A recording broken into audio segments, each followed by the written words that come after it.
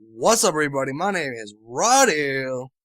Today, I'm going to cover the topic of Eastern versus Western storytelling, or to put it simply, anime versus American TV and movies. Starting off, I want to go back to the time a lot of you don't know about. In the year 1998, Cowboy Bebop, the first English dub, was made that was accepted by the community. Before Bebop, English voice actors didn't know what they were doing, and all dub anime sounded monotone and it was very hard to listen to. Bebop changed all that and opened up anime to the American audience.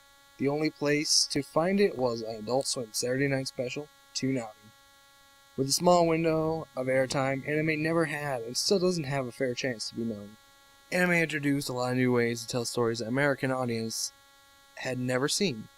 American movies, a majority of the time, start in a spot that you know nothing about. But later in the movie, they would tell you about the story in the context of casual speech to another character. This is not a bad layout, but it doesn't give you any connection to the character that would cause you to feel bad for them or give them the feeling that you want them to succeed. Anime starts out slow. It lets you to get to know the characters before any real problems arrive. Anime gives backstory and narrated flashbacks by the characters.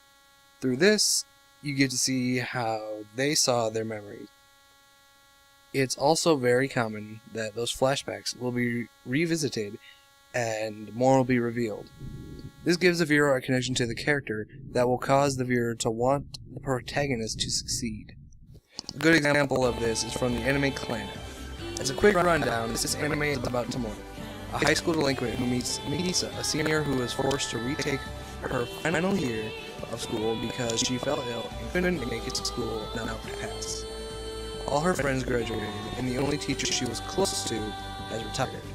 Because of this, she's alone. Tomoya is the only one that makes an effort to talk to her. At this point, it's pretty obvious that this is a drama, and over time, they end up together. But the process of Tomoya asking Nagisa out is what I want to stress. This takes the entire first season to build to, and on the season finale, i.e. episode 24, Tomoya finally asks her out. This is a perfect execution, for the lack of a better word, because of all the time it took to build up their friendship, and the time that it takes connects you to Tomoya and Nagisa. Clannad is credited as the saddest show to exist. Whether you believe it or not, it's a pretty large reputation.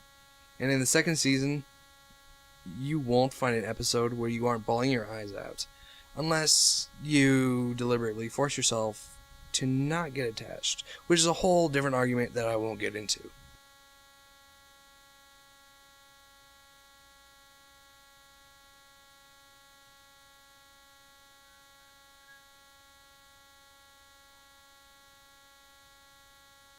Because anime is so alienated and rare, it needed a way to grab people, and that came in the form of a blonde-haired little twat.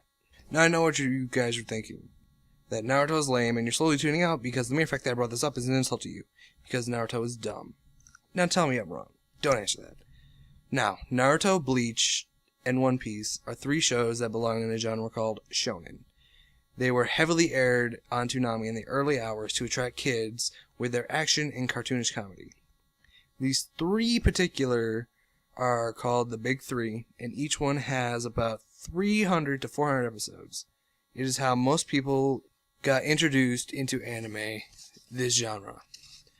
The problem with them is that most people only know that type of anime, so they dismiss anime as cartoon and never take time to sit down and understand it. Just as a comparison, I want to talk about the Twilight series. Now, this is really easy to bash on because of all the hate it usually gets, but I need this comparison to bring up a real vampire. Alucard from the anime Hellsing. He is no less Dracula, and not just because that's his name backwards. All around, this guy is a bad... Carrying a 29mm all-silver gun named the Jekyll. Carries 15 rounds, and, well, you get my point. This is not a real vampire. Moving on. But why am I talking horror? Twilight is a romance, in a sense, and it only copies the plot of 3 popular anime. But I digress. Let's take a step back. A few years where anime just became a thing in America. because I want to talk about one of the greatest voice actors of the time, Johnny Young Bosch. Yes, he was the Red Power Ranger. After that, he started voice acting for Funimation, Capcom, Marvel, and Falcom. He was a face of English dubbed anime for a long time. He has a voice that's very easy to pick out, and he is the cast of the greatest main roles in anime. For example, Ichigo from Bleach, Lelouch from Code Geass, and Vash the Stampede from Trigun. I bring this up because of one big problem in American movies. When you go to the movie, or you just watch a trailer, your opinion is greatly affected by an actor in that film. Let's say he or she is one of your favorite actors. This can cause a bad movie to seem good, and it also works on the flip side, making a good movie with unknown actors not do so well. In anime, you see no one's face, and it's very hard to recognize a voice, especially when it's not coming from the same mouth every time. Because of this, you see the character for their personality and what they do in the series, not for who you think they are and their past roles. This makes the experience of watching a series or movie in an anime much more enjoyable and memorable. I've been Rodiel, you've been you. Until next time.